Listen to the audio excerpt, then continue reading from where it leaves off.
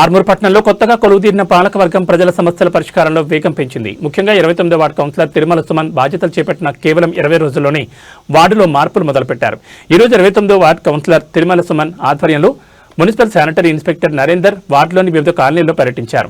గత 3 నెలలుగా మురికి కాలువలు శుభ్రం చేయకపోవడంతో బస్తీ వాసులు పడుతున్న ఇబ్బందులను కౌన్సిలర్ స్వయంగా అధికారుల దృష్టికి తీసుకెళ్లారు. పేరుకుపోయిన చెత్తను తక్షణమే శుభ్రం చేయించాలని కోరారు. ప్రమాదకరంగా మారిన పాత సిమెంట్ మరియు ఇనుప స్తంభాలను తొలగించి కొత్త వేయాలని అధికారులను కోరారు. నీటి సమస్య తలెత్తకుండా శాశ్వత పరిష్కారం చూపాలని విజ్ఞప్తి చేశారు.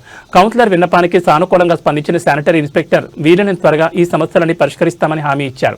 గెలిచిన అతి తక్కువ కాలంలోని వార్డు సమస్యలపై ప్రత్యేక దృష్టి సారించిన కౌన్సిలర్ తిరుమల సుమన్ తీరు పట్ల కాలనీ వాసులు హర్షం వ్యక్తం చేస్తున్నారు.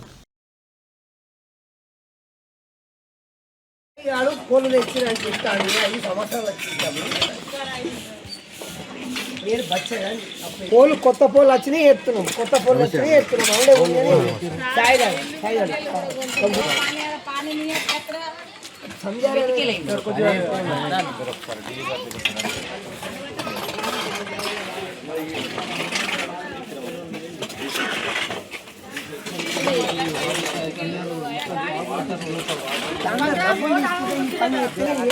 సగమే ఉంది ఫోటో